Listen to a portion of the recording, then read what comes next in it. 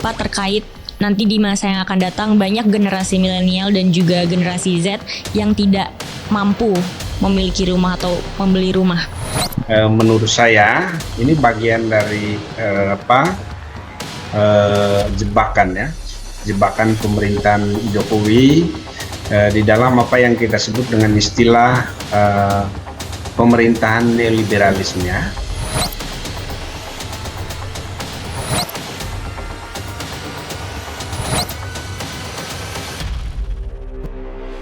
Assalamualaikum warahmatullahi wabarakatuh. Selamat bergabung kembali di podcast Secret Story dengan saya Naura. Dan hari ini kita mau membahas salah satu isu yang lagi heboh banget teman-teman nih ya. Salah satunya yaitu Tapera. Dan di sini saya sudah bersama narasumber kita hari ini yaitu Pak Goris yang sudah bergabung bersama kita via Zoom ya Pak. Terima kasih Pak Goris sudah mau menyempatkan diri untuk ngobrol-ngobrol sama saya hari ini nih Pak. Terima kasih juga Mbak Nauraya sudah mengundang saya. Iya, oke. Jadi Pak Goris kan akhir-akhir ini isu Tapera itu lagi panas banget ya Pak karena banyak masyarakat yang merasa keberatan dengan diadakannya kebijakan tersebut. Nah, keberatannya itu kan karena mungkin sekarang itu pekerja swasta itu sudah dilibatkan untuk membayar itu. Jadi 3% dipotong dari gajinya seperti itu Pak. Nah menurut Pak Goris pandangannya seperti apa Kak terkait isu Tapera ini? Urgensinya itu seperti apa Pak? Oke, Mbak Naura ya, sebenarnya Tapera ini bukan kebijakan baru ya. Kebijakan ini sebenarnya mulai diterbitkan ya sejak tahun 1993 ya di masa pemerintahan Orde Baru ya. Hanya dulu namanya adalah Badan Pengelola Perumahan Rakyat ya. Yang kemudian di sana sebenarnya ada batasan ya, yang gajinya dipotong itu hanya mereka yang pegawai negeri sipil ya, atau ASN sekarang ya. Nah, tetapi karena kemudian diperluas menjadi pekerja swasta juga, maka kemudian ini menjadi sesuatu yang problematik ya. Dan saat ini banyak juga orang yang mengatakan bahwa Tapera ini adalah tabungan penderitaan rakyat ya. Iya betul. Mengapa diasosiasikan sebagai bagian dari kebijakan pemerintah yang menambah penderitaan rakyat, menambah beban bagi masyarakat? Karena tentu saja pekerja swasta ini banyak cicilannya ya. Mulai dari cicilan kendaraan bermotor ya, kemudian juga ada yang sedang melakukan cicilan rumah ya, kemudian juga banyaklah cicilan lain yang menurut mereka kebijakan pemerintah terkait dengan Tapera ini sangat tidak tepat ya, khususnya bagi pekerja swasta. Kalau bagi ASN saja itu oke-oke saja ya, karena pekerja swasta ini ya mereka mempunyai banyak cicilan, kemudian kalau juga dipotong untuk Tapera juga akan habis ya gajinya ya. Rata-rata gaji pekerja swasta di Indonesia itu kan antara 2 juta sampai dengan 3 juta ya, untuk pekerja yang bekerja 5 tahun ke bawah ya. Jadi dan pendapatan itu sudah habis untuk tanggungan ya, kehidupan setiap bulan ya, Untuk kebutuhan mulai dari kehidupan untuk kebutuhan sehari-hari ya. Kemudian yang kedua, kebijakan pemerintah ini ada kesan ini semacam konsolidasi dana masyarakat ya, untuk kepentingan investasi ya. Dan dalam konteks itu kita melihat bahwa ini sesuatu yang tidak tepat ya, karena yang namanya gotong royong ya. Gotong royong itu bukan pekerjaan negara, itu adalah pekerjaan dari masyarakat ya. Negara itu tidak bisa melakukan hal-hal yang bersifat gotong royong ya. Kalau misalnya negara melakukan konsolidasi anggaran kepada swasta, kepada masyarakat, maka tentu saja manfaat atau benefitnya itu harus dirasakan secara langsung oleh masyarakat ya. Dan terkait dengan tapera ini kan tidak bisa dimanfaatkan secara langsung ya. Katakanlah misalnya orang yang gajinya 3 juta ya, kemudian dipotong 3%, ya sekitar 30.000 ya setiap bulan ya, sekitar begitu ya, oleh pemerintah. Maka kemudian orang akan mengkalkulasi ya sampai berapa tahun dia bisa mendapatkan rumah ya, 10-20 tahun juga belum bisa ya. Jadi ini perhitungan yang apa istilahnya yang sangat tidak tepat. Kemudian juga dalam kondisi pemerintahan Jokowi yang sebentar lagi akan berakhir, ya tentu saja sangat naif ya mengambil kebijakan-kebijakan yang substansial ya di akhir masa jabatan ini. Sehingga tidak heran misalnya yang pertama ini melahirkan antipati ya dari publik terhadap pemerintah. Kemudian yang kedua, kepercayaan publik juga kepada pemerintah itu makin berkurang ya. Dan juga kita lihat ya, beberapa 4 hari yang lalu ada demonstrasi buruh ya di Jakarta, di mana demonstrasi itu secara khusus dilakukan untuk menolak ya kebijakan pemerintah terkait dengan tapera ini ya. Dan pada umumnya buruh merasa bahwa kebijakan tapera itu bagian dari upaya pemerintah untuk mengeksploitasi ya, menambah beban buruh, menambah penderitaan buruh, dan juga menambah stres ya, tingkat stres di kalangan buruh. Ya Pak, kan dengan berbagai keresahan dari masyarakat juga kan. Tadi Bapak juga sudah bilang kebutuhannya juga banyak, cicilannya juga banyak. Dan tiba-tiba pemerintah ingin mengeluarkan kebijakan tapera ini lagi yang sebelumnya memang sudah pernah dikeluarkan. Nah, tapi kalau menurut Bapak sendiri, apakah sebenarnya masyarakat ini memang betul-betul memerlukan kebijakan tapera ini gitu Pak untuk menabung untuk rumah gitu? Nah, kalau untuk rumah itu yang pertama, rumah itu adalah kebutuhan kebutuhan pokok ya. Kalau kita lihat ya, ada 3 kebutuhan pokok kita ya, sandang, pangan dan papan ya. Dan ya kita tidak memiliki data yang persis sama ya, terutama juga oleh pemerintah ya. Tetapi dari gambaran-gambaran yang disampaikan oleh pemerintah, tiap tahun itu ada sekitar lebih dari 100 ya rumah tangga di Indonesia itu yang membutuhkan rumah ya. 1 juta ya, 1 juta lebih rumah tangga di Indonesia yang membutuhkan rumah ya. Nah, kalau misalnya konstitusi kita itu sebenarnya kan memang mengamanatkan kepada pemerintah itu 3 hal ya. Yang pertama itu mencerdaskan bangsa, kemudian yang kedua itu adalah mensejahterakan masyarakat, dan yang ketiga itu adalah menjaga ketertiban dan keamanannya.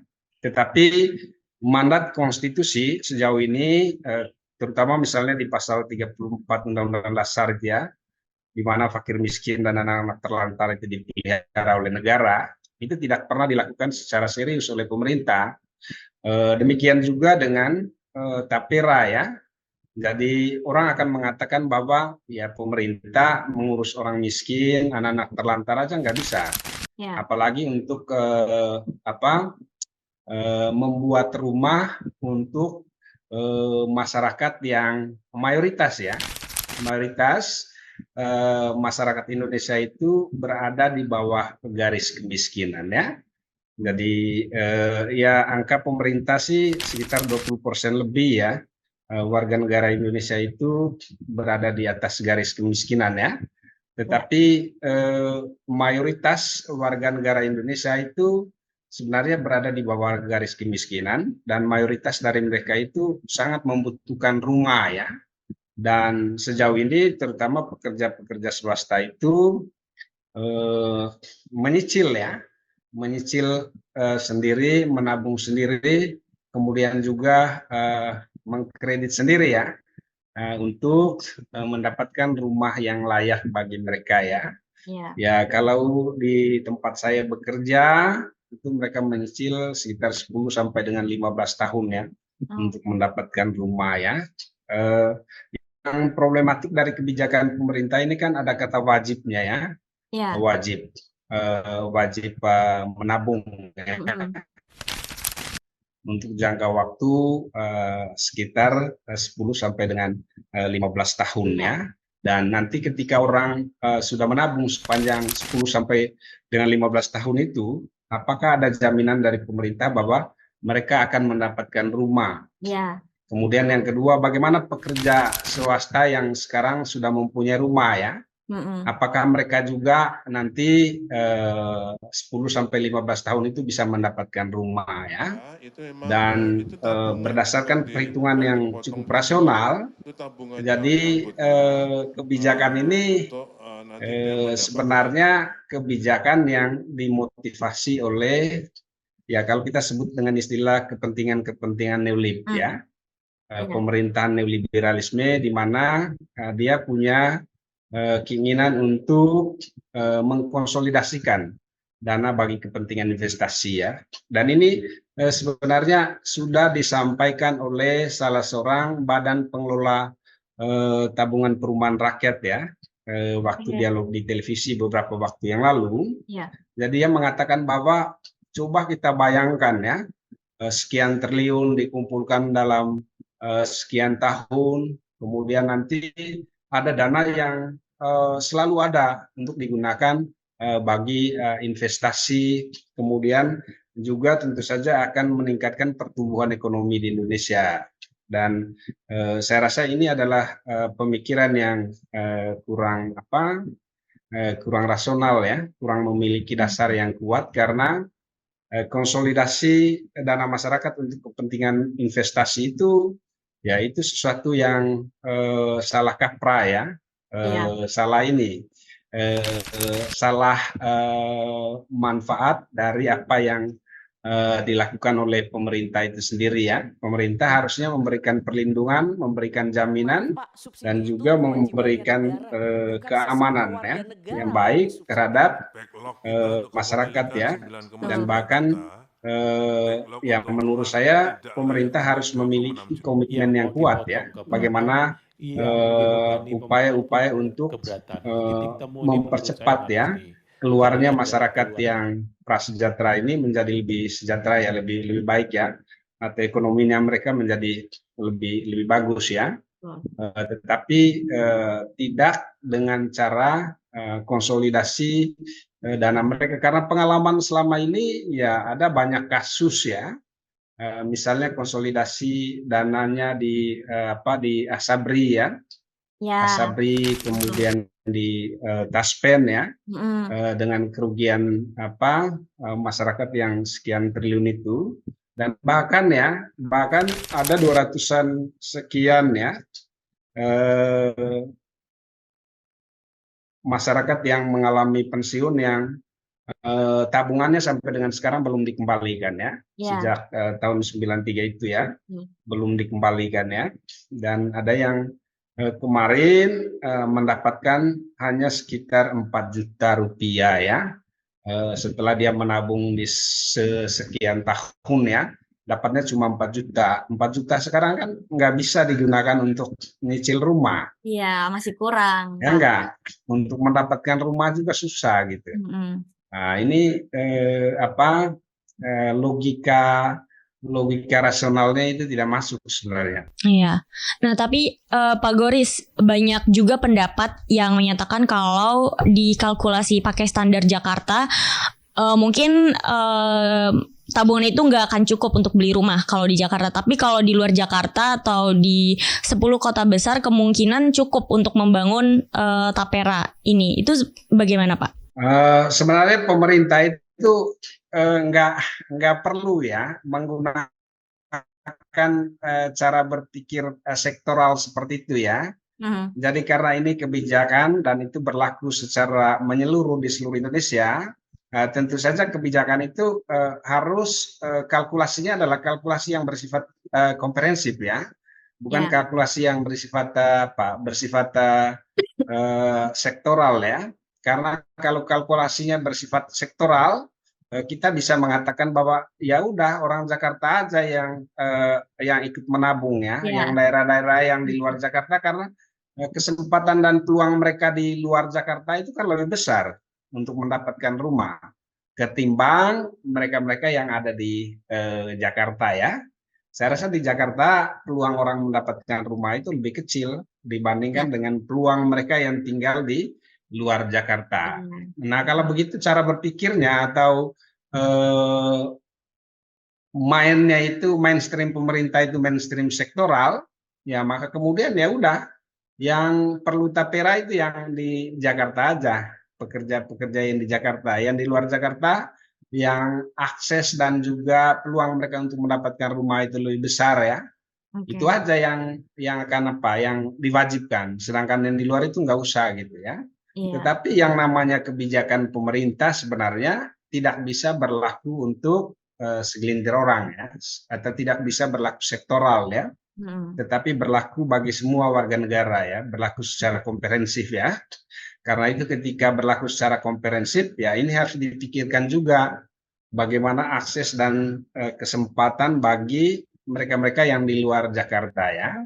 Saya rasa kalau di kota-kota seperti di daerah Kalimantan ya, kemudian Papua misalnya, Sumatera, itu peluang mereka mendapatkan rumah itu lebih besar ya. Atau juga mereka punya tanah, kemudian juga bisa dibuat rumah yang sangat sederhana ya, itu lebih besar. Tapi kalau di Jakarta mendapatkan tanah aja susah, apalagi mendapatkan rumah ya.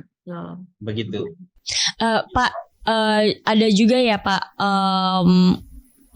pencairan, tata cara pencairan dana Tapera itu kan bisa cair kalau misalkan kita itu udah pensiun dari pekerjaan atau telah mencapai usia 58 tahun untuk pekerja mandiri atau ketika meninggal dunia. Nah, tapi kan kalaupun misalkan memang bisa cair di umur 58 gitu atau ketika pensiun, kalau misalkan tabungan kita itu tidak memenuhi untuk membeli rumah, berarti kan sama aja gitu kan Pak.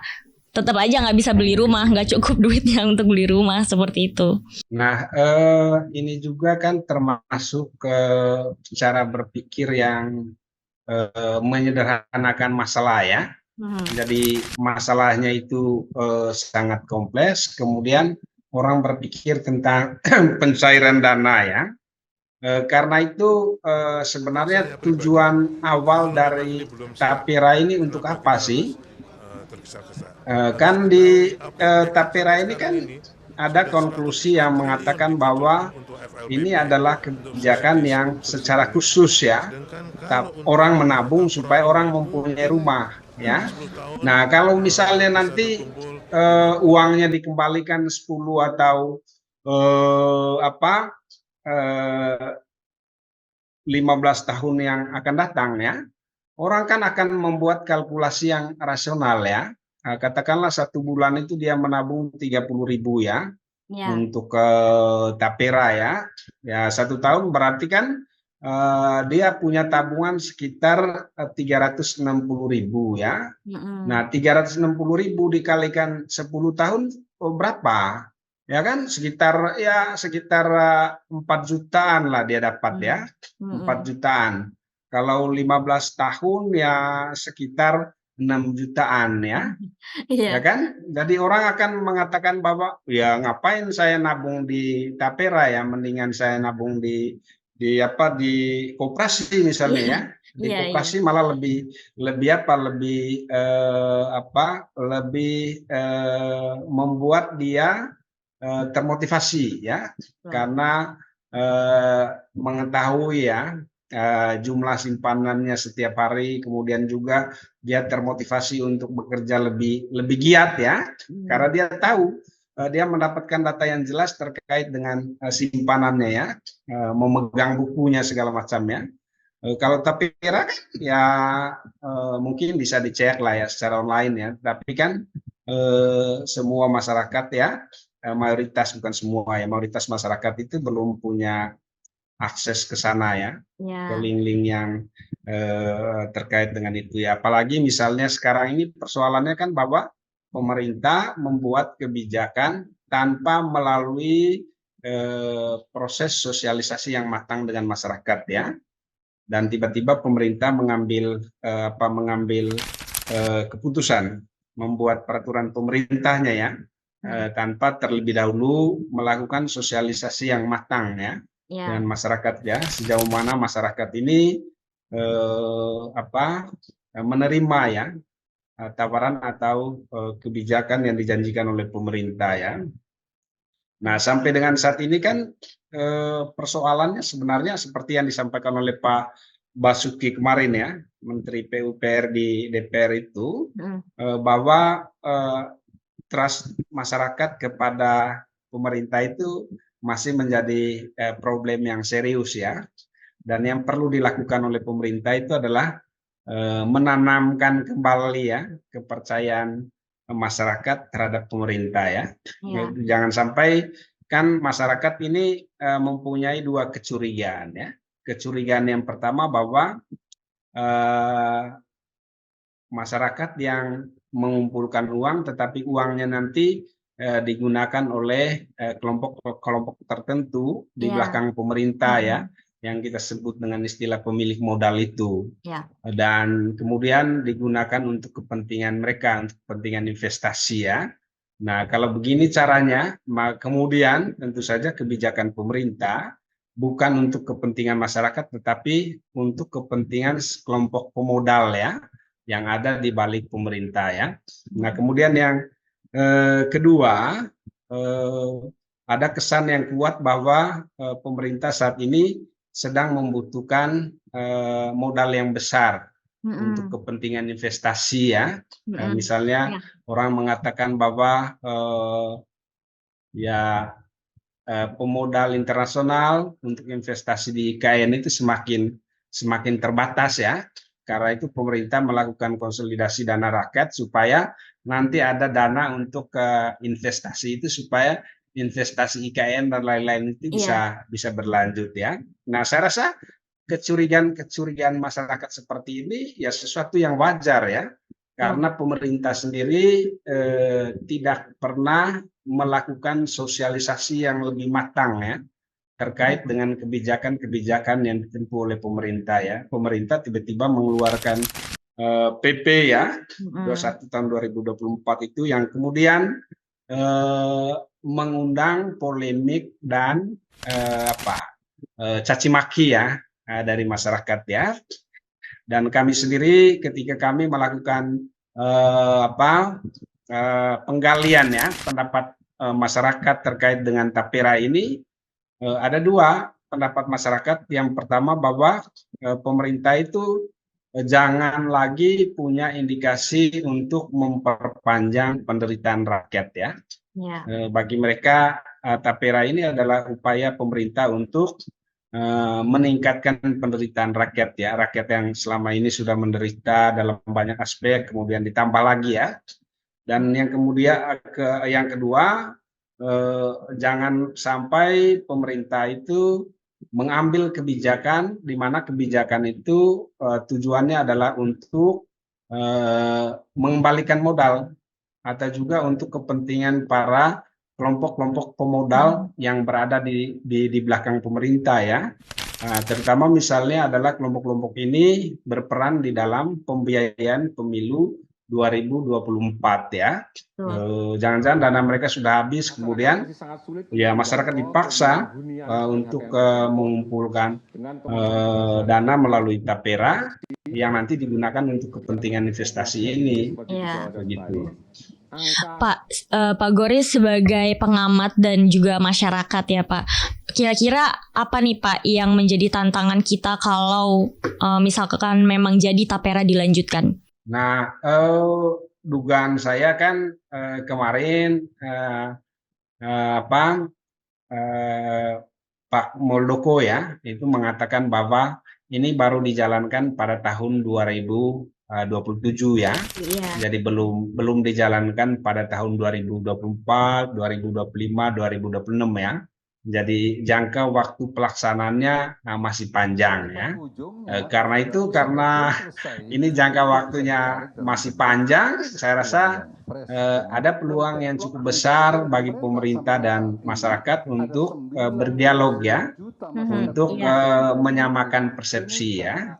Ada kesan yang kuat juga bahwa pemerintah ini punya keinginan yang baik ya, supaya masyarakat yang selama ini mengalami kesulitan untuk memperoleh rumah ya, yang selama ini sudah punya rumah ya, itu juga nanti bisa memperoleh istilahnya pergantian uang ya, di 10 sampai dengan 15 tahun yang akan datang ya. Tetapi menurut saya apa yang dipikirkan oleh pemerintah ini justru menjadi tidak bermanfaat ya, tidak berguna. Mengapa? Karena ketika kata wajib itu, walaupun itu merupakan implementasi dari undang-undang ya, kata wajib itu dimasukkan di dalam pasal peraturan pemerintah terkait dengan tapera ini, maka kemudian orang akan mengatakan bahwa ya masa orang untuk menabung diwajibkan ya. Kalau menabung itu kan otonomi dari masyarakat ya, kemandirian dari masyarakat, mau menabung mau nggak menabung itu terserah gitu ya. Apalagi tujuan menabungnya hanya sekedar untuk mendapatkan rumah gitu ya. Nah, sementara di sisi lain ya masyarakat juga saat ini punya alokasi yang sudah jelas ya untuk pendapatan yang mereka terima pada setiap bulannya. Misalnya BPJS itu sudah jelas ya. Kemudian juga ada kredit kendaraan bermotor ya. Kemudian juga ya mungkin ada yang kredit rumah ya. Dan ditambah dengan pengeluaran mereka untuk memenuhi kebutuhan sehari-hari setiap bulan ya. Jadi ya ada yang penghasilannya itu habis pada minggu pertama, minggu kedua di dalam setiap bulan, dan setelah itu mereka harus mencari penghasilan tambahan ya. Tetapi ada juga yang misalnya klop ya, pengeluarannya setiap bulan dengan pendapatannya ya. Jadi tidak ada kelebihan untuk menabung ya. Nah, jika nanti ini diterapkan secara wajib, maka kemudian orang akan berpikir ekstra lagi, masyarakat akan berpikir ekstra ya, bagaimana caranya untuk mendapatkan dana lebih ini untuk menabung di tapera ya. Apalagi misalnya ini ketika diwajibkan kepada pekerja, tetapi tidak diwajibkan kepada user ya, atau pemberi kerja atau pengguna tenaga kerja ya, atau kepada kepada pemilik modal ya, pemilik perusahaan ya, kira-kira begitu. Oke. Lalu Pak, bagaimana pandangan Bapak terkait nanti di masa yang akan datang banyak generasi milenial dan juga generasi Z yang tidak mampu memiliki rumah atau membeli rumah? Nah, sebenarnya kemampuan untuk membeli rumah ya dan kemampuan untuk memiliki rumah itu adalah kemampuan yang melekat ya pada warga negara ya, dan kemampuan ini sebenarnya di masyarakat perkotaan itu terkait dengan kepemilikan kapital ya, kepemilikan modal dan alat-alat industri ya, atau alat-alat pekerjaan ya, yang bisa menghasilkan uang bagi mereka ya, termasuk juga keterampilan ya. Yang pertama, pemerintah baiknya memang mengantisipasi ya bagaimana mendidik generasi Z dan generasi milenial ini supaya memiliki keterampilan untuk bisa berdikari ya, bisa mandiri ya, atau bisa memperoleh penghasilan tanpa mereka harus mengandalkan pekerjaan di tempat orang lain ya, di tempat pemilik kapital, pemilik modal ya. Nah, kemudian yang kedua, ya pemerintah harus mengarahkan atau mengedukasi generasi Z dan generasi milenial ini supaya peluang dan kesempatan pertumbuhan ekonomi dan investasi yang ada sekarang bisa memberi kesempatan, kemudian juga memberi peluang kepada generasi muda untuk menabung ya, atau untuk meningkatkan tabungannya ya. Jangan berfoya-foya, jangan hedon, kemudian jangan jangan bersikap pragmatis ya.